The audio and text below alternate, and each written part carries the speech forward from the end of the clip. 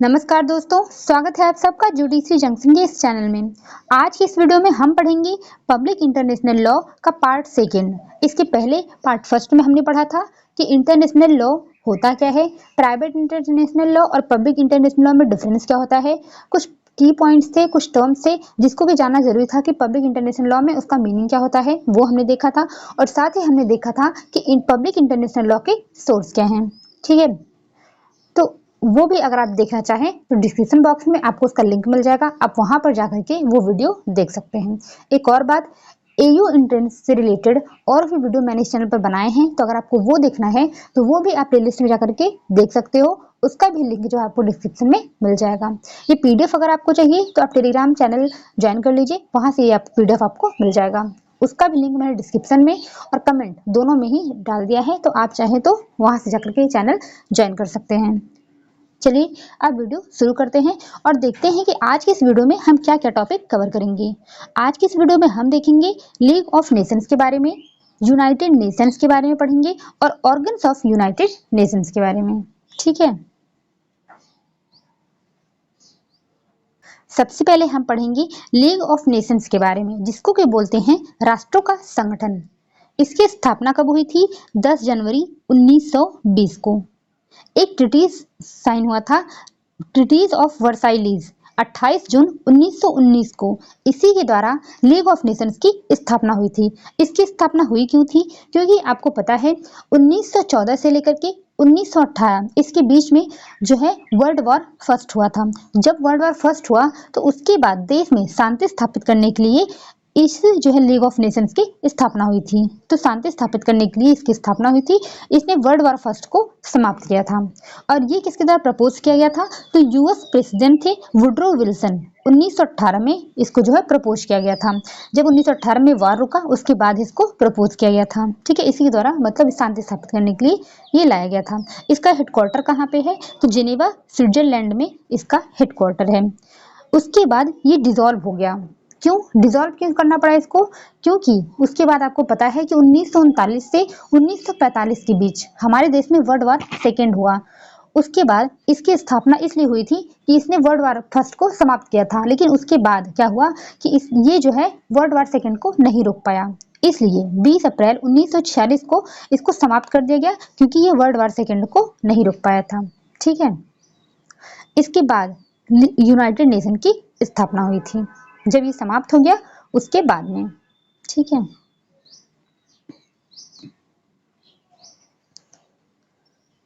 अब यहां से हम पढ़ेंगे यूनाइटेड नेशंस के बारे में, संयुक्त राष्ट्र संघ के बारे में।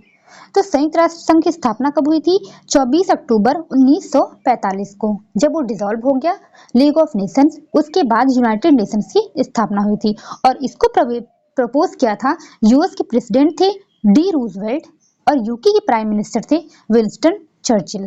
ठीक है, लीग ऑफ नेशन को किसने जो है प्रपोज किया था? तो वो यूएस के प्रेसिडेंट थे वुड्रो विल्सन, और इसको प्रपोज किया था डी रूजवेल्ट और प्राइम मिनिस्टर जो थे वुड्रो चर्चिल। ठीक है, यूके के। और क्या क्या था? Atlantic charter. ठीक है, ये एक 1941 में एक सम्मेलन हुआ था। ठीक है, 1941 में उसमें रूजवेल्ट जो थे और चर्चिल थे, उन्होंने ये आइडिया प्रपोज किया था। ठीक है, यूनाइटेड नेशंस की स्थापना के लिए। इसका हेडक्वार्टर कहाँ है? हेडक्वार्टर है न्यूयॉर्क, अमेरिका में। अब जब इसके बाद ये प्रपोज स्वीकार किया गया तो सैन फ्रांसिस्को कॉन्फ्रेंस हुआ 1945 में, जो कि चला था 25 अप्रैल 1945 से 26 जून 1945 के बीच में। और यहीं पर ये जो है ये ट्रीटीज है वो साइन हुआ था। ठीक है, इस पर 50 देशों ने हस्ताक्षर किया था और सबसे आखिरी में यहाँ पर पोलैंड ने हस्ताक्षर किया था और ये संयुक्त राष्ट्र संघ का 91वां सदस्य बन गया। वर्तमान में कितने सदस्य हैं? वर्तमान में 193 सदस्य हैं। ठीक है, तो ये ध्यान रखना है कि सबसे आखिरी में कौन सा देश ने इस पर सिग्नेचर किया था? तो पोलैंड ने। ठीक है, सैन फ्रांसिस्को सम्मेलन में। 193 तो इसके पास स्टेट है और 2 इसके पास है ऑब्जर्वर स्टेट। अब ये क्या होता है? ये जो मेंबर होते हैं ये फुल टाइम मेंबर नहीं होते हैं, इनके पास जो है लिमिटेड राइट होती है और इनके पास भी वोटिंग राइट नहीं होती। दो ऑब्जर्वर मेंबर हैं, एक है पैलेस्टीन और दूसरा है वेटिकन सिटी। ये बात आपको ध्यान रखनी है कि दो ऑब्जर्वर मेंबर कौन है, क्योंकि ये भी एग्जाम में पूछा जा सकता है। अगर हम बात करें यूनाइटेड नेशंस के ऑफिशियल लैंग्वेज की, तो इसकी 6 ऑफिशियल लैंग्वेज हैं, English, French, Chinese, Spanish, Russian और अरेबिक। ठीक है, इतनी इसकी ऑफिशियल लैंग्वेजेस हैं। संयुक्त राष्ट्र संघ को स्थापित करने का उद्देश्य क्या था? ठीक है, यहाँ पे यू एंड नहीं है, यहाँ पर है यूएन चार्टर। ठीक है, यूएन चार्टर जो है, यूनाइटेड नेशंस का चार्टर जो है 1945 का, उसका आर्टिकल 1 हमें बताता है कि संयुक्त राष्ट्र संघ को स्थापित करने के उद्देश्य क्या है। ठीक है, ये जो चीजें हैं ये सीक्वेंस में है, तो आप इसको सीक्वेंस में ही याद रखिएगा, क्योंकि हो सकता है ये पूछ ले कि इसको जो है जैसे ही है वैसे ही इसको एग्जाम में पूछ दे कि इसको सीक्वेंस में लगाइए। ठीक है, तो इसको वैसे ही याद रखिए। तो इसमें पहला उद्देश्य क्या है? अंतरराष्ट्रीय शांति और सुरक्षा बनाए रखना।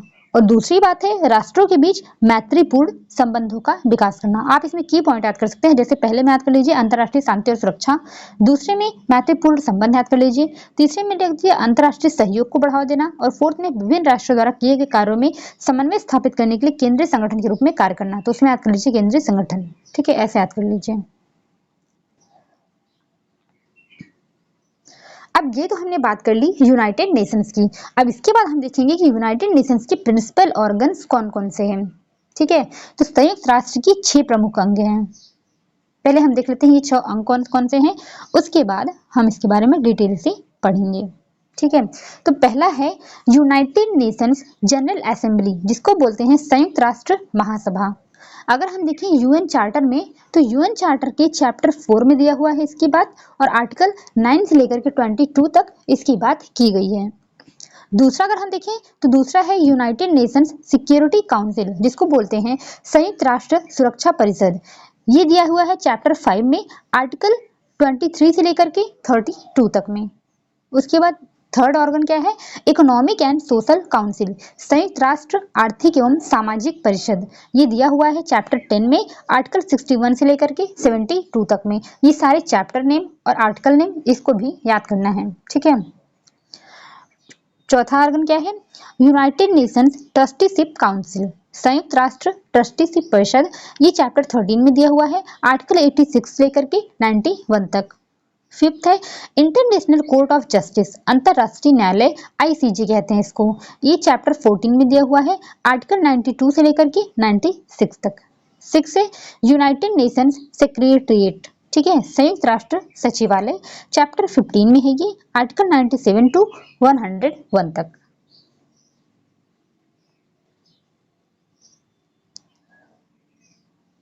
फर्स्ट ऑर्गन हम देखेंगे जनरल असेंबली। ठीक है, यूनाइटेड नेशन का जो फर्स्ट ऑर्गन है जनरल असेंबली, ठीक है, उसकी बात हम पहले करेंगे, जिसको बोलते हैं संयुक्त राष्ट्र महासभा। इसकी स्थापना कब हुई थी? 24 अक्टूबर 1945 को। ठीक है, ये इंपॉर्टेंट बात है, इसको आप याद रखेंगे। इसका आधार क्या है? तो संयुक्त राष्ट्र चार्टर का अध्याय 4, ये मैंने पहले ही बताया था कि चैप्टर 4 में दिया हुआ है, आर्टिकल 9 से लेकर के 22 तक में। ठीक है, संरचना क्या है इसकी? इसमें कुल कितने सदस्य हैं? तो जितने ही सदस्य यूनाइटेड नेशंस के हैं उतने ही सदस्य जो हैं वो जनरल असेंबली में भी हैं। तो यूनाइटेड नेशंस में कितने सदस्य थे? 193 सदस्य थे। उसके बाद 2 उसमें ऑब्जर्वर स्टेट थे, तो सेम उसमें भी 193 सदस्य हैं, देश हैं, और 2 इसमें ऑब्जर्वर स्टेट हैं, पैलेस्टीन और वेटिकन सिटी। उसके बाद इसमें क्या है कि प्रत्येक सदस्य देश को एक वोट का अधिकार है, एक देश से एक ही वोट हो सकता है, दूसरा नहीं। ठीक है, सभी देश इसमें समान अधिकार के साथ भाग लेते हैं। मुख्य कार्य क्या है इसका?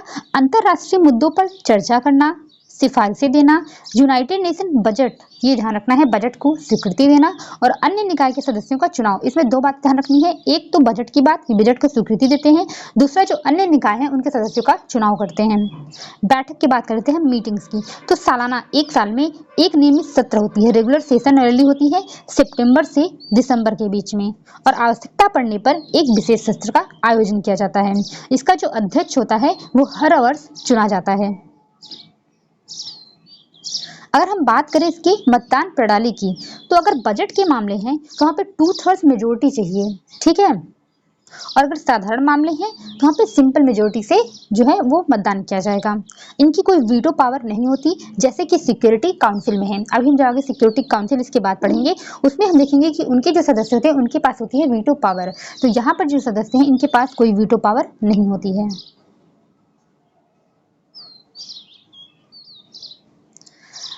सेकेंड प्रिंसिपल ऑर्गन पे आ जाते हैं हम, security council of United nation, संयुक्त राष्ट्र सुरक्षा परिषद।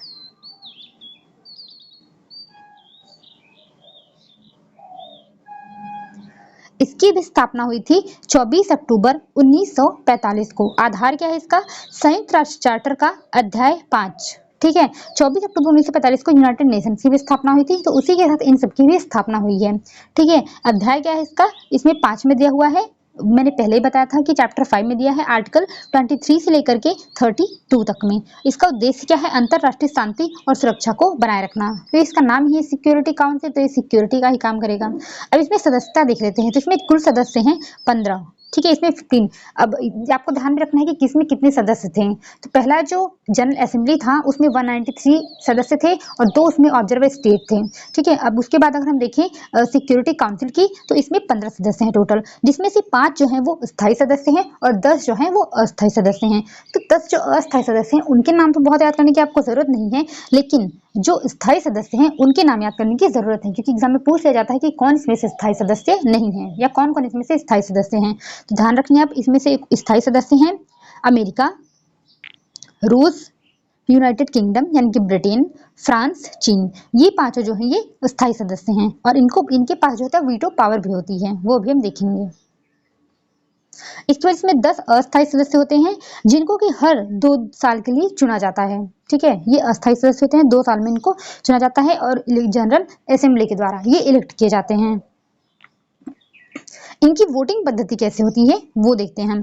तो इसमें अगर वोट किया जा रहा है तो जो 15 सदस्य हैं इनमें से कम 9 वोट तो जरूरी है। लेकिन एक और बात, जो परमानेंट मेंबर हैं उसमें किसी का भी विरोध नहीं होना चाहिए। परमानेंट जो मेंबर है उसमें सबका वोट होना चाहिए, पांचों जो है देश का। अगर उसमें से कोई भी अस्वीकार करता है तो कोई भी चीज जो है वो पास नहीं होगा। ठीक है, कोई भी चीज वो निरस्त हो जाएगी।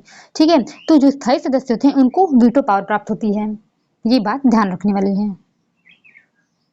कार्य तो हमने पहले ही देख लिया कि अंतरराष्ट्रीय शांति व सुरक्षा बनाए रखना और संघर्ष क्षेत्रों में शांति बनाए रखने के उपाय। थर्ड प्रिंसिपल ऑर्गन है इकोनॉमिक एंड सोशल काउंसिल, आर्थिक और सामाजिक परिषद। इसकी भी स्थापना हुई थी 1945 में। आधार क्या है इसका? संयुक्त राष्ट्र चार्टर का अध्याय 10। ठीक है, ये तो हमने पहले ही देख लिया है कि आर्टिकल क्या है, उसमें चैप्टर्स क्या हैं। अगर हम बात करें इसका उद्देश्य की, तो ये आर्थिक, सामाजिक, स्वास्थ्य, मानवाधिकार और सांस्कृतिक सहयोग को बढ़ावा देता है। इसके नाम से ही पता चलता है कि आर्थिक सामाजिक परिषद है ये, तो आर्थिक सामाजिक क्षेत्रों में ये काम करेगा। इसकी अगर हम सदस्यता देखें तो इसमें कुल सदस्य देश हैं कितने? 54 देश हैं। ठीक है, इसमें और क्या होता है कि ये हर साल चुने जाते हैं संयुक्त राष्ट्र महासभा द्वारा, जनरल असेंबली के द्वारा। ओके, और इसमें कार्यकाल क्या होता है इनका कार्यकाल होता है 3 साल।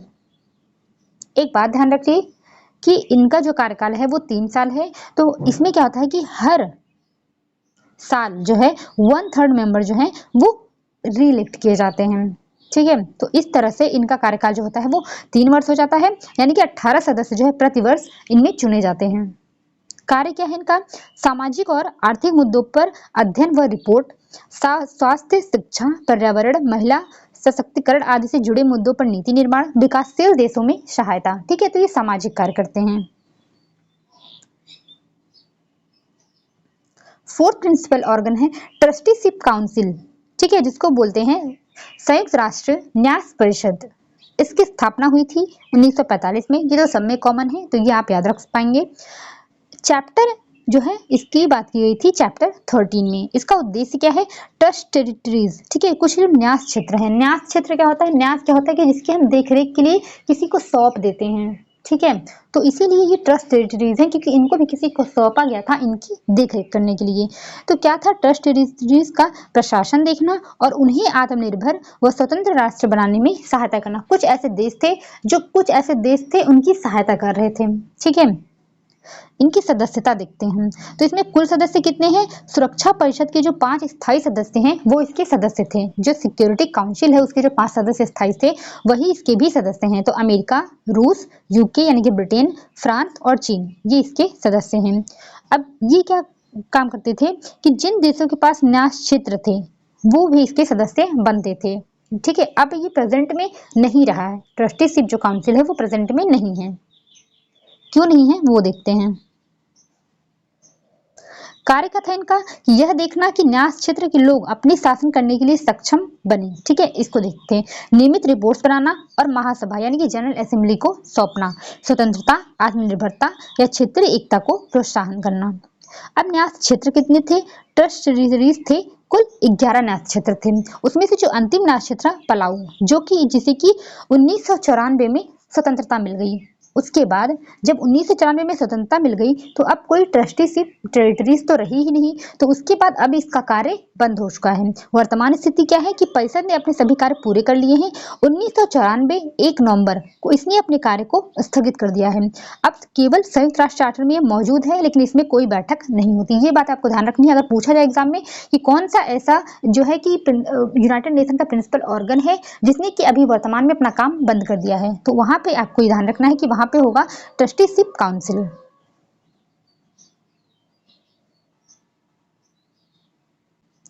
फिफ्थ ऑर्गन है international court of justice, ICJ की बात करते हैं हम। ठीक है, इसको बोलते हैं अंतरराष्ट्रीय न्यायिक न्यायालय। एक बात मैंने यहाँ लिखा नहीं है बट आप ध्यान रखो कि जो आईसीजे है इसने रिप्लेस किया था पीसीआईजे को। ठीक है, यानी कि परमानेंट कोर्ट ऑफ जस्टिस इसको रिप्लेस किया था आईसीजे ने। इसके पहले क्या था? परमानेंट कोर्ट ऑफ जस्टिस था जिसकी की इस्टेब्लिशमेंट हुआ था इसका 1920 में।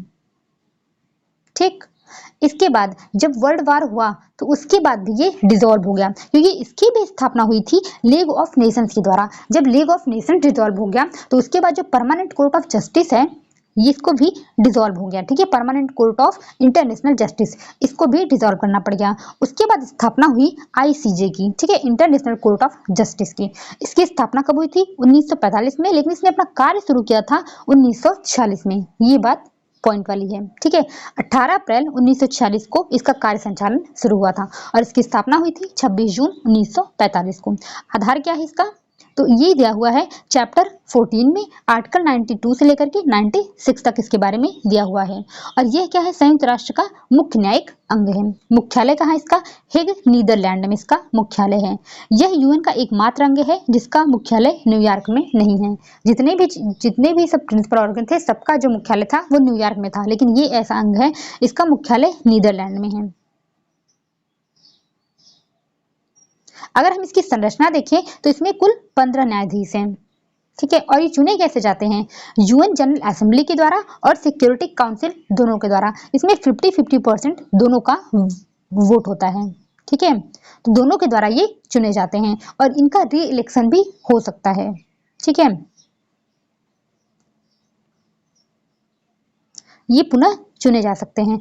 विभिन्न देशों व विधिक प्रणालियों से न्यायाधीश ठीक है ये बनते हैं और एक देश के 2 न्यायाधीश नहीं हो सकते। एक देश के सिर्फ एक ही पर्सन न्यायाधीश बन सकते हैं। इसमें इनका कार्यक्षेत्र क्या है? एक चीज नहीं बताई मैंने आपको कि इनका जो टर्म है ठीक है वो 9 साल के लिए है। कार्यकाल जो है इनका वो 9 साल का है। इनका कार्यक्षेत्र क्या है? केवल राज्यों के बीच के विवादों को ये सुनता है। 2 प्रकार की न्यायिक समिति है, एक तो कंटेंशियस केसेस, एक एडवाइजरी ओपिनियन। एक तो विवादों को ये हल करता है, दूसरा जो है ये संयुक्त राष्ट्र और जो उसकी एजेंसियां हैं उसको ये परामर्श देने का काम करता है। ठीक है, कुछ चीजें जो मैंने आपको यहाँ पे मैंने लिखा हुआ नहीं है बट मैंने समझा दिया है तो आप उसको भी ध्यान रखिए। ठीक है, इसके बाद हम देखते हैं निर्णय के बारे में। तो आईसीजे का जो निर्णय होता है वो अंतिम और बाध्यकारी नहीं होता है। ठीक है, इसमें आप लिखिए नहीं, ये गलत टाइप हो गया है। ठीक है, ये बाध्यकारी नहीं होता है और ये बताया गया है आर्टिकल 59 में। ठीक है, जो यूएन चार्टर का आर्टिकल 59 है उसमें ये बताया गया है कि जो आईसीजे का निर्णय होता है वो अंतिम और बाध्यकारी नहीं होता है। ठीक है, किसी पक्ष के ना मानने पर सिक्योरिटी काउंसिल कार्रवाई कर सकता है लेकिन बाइंडिंग नहीं। ठीक है, इसमें कोई अपील नहीं होगी, ये गलत है। ठीक है, ये मैं काट भी दूंगी। ओके, उसके बाद अब हम देखते हैं इसकी लैंग्वेज क्या है। तो इसकी दो ऑफिशियल लैंग्वेजेस है, एक इंग्लिश और दूसरा फ्रेंच। इसको भी ध्यान रखिएगा, एग्जाम में पूछा जा सकता है। इसके प्रसिद्ध मामले क्या हैं? Kulbhushan Jadhav case India versus Pakistan के बीच में हुआ था। दूसरा है निकारागुआ वर्सेस यूनाइटेड स्टेट 1986 का केस है। और तीसरा है Ukraine versus Russian, on going, अभी चल रहा है। ठीक है, तो ये केस है। महत्व क्या है इसका? अंतरराष्ट्रीय कानून के विकास में सहयोग करना, शांतिपूर्ण विवाद समाधान का मंच, न्यायिक तटस्थता का प्रतीक है ये। ठीक है,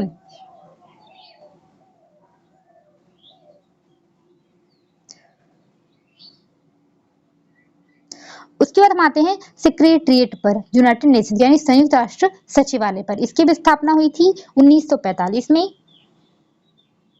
आधार क्या है इसका? चैप्टर 15 में दिया हुआ है ये, आर्टिकल 97 से लेकर के 101 तक। उद्देश्य क्या है? संयुक्त राष्ट्र के सभी कार्यक्रमों और नीतियों को क्रियान्वित करना। ठीक है, इसकी प्रमुख क्या है? हेड कौन है? इसके प्रमुख होते हैं जनरल सेक्रेटरी। सेक्रेटरी जनरल जो होते हैं वो इसके प्रमुख होते हैं। नियुक्ति किसके द्वारा होती है? महासभा द्वारा होती है, जनरल असेंबली द्वारा तो इसकी जो है वो होती है नियुक्ति, लेकिन सुरक्षा परिषद की सिफारिश पर यानी सिक्योरिटी काउंसिल के रिकमेंडेशन पर। ठीक है, कार्यकाल क्या है इसका? 5 वर्ष का इसका कार्यकाल होता है, जिसे बढ़ाया भी जा सकता है।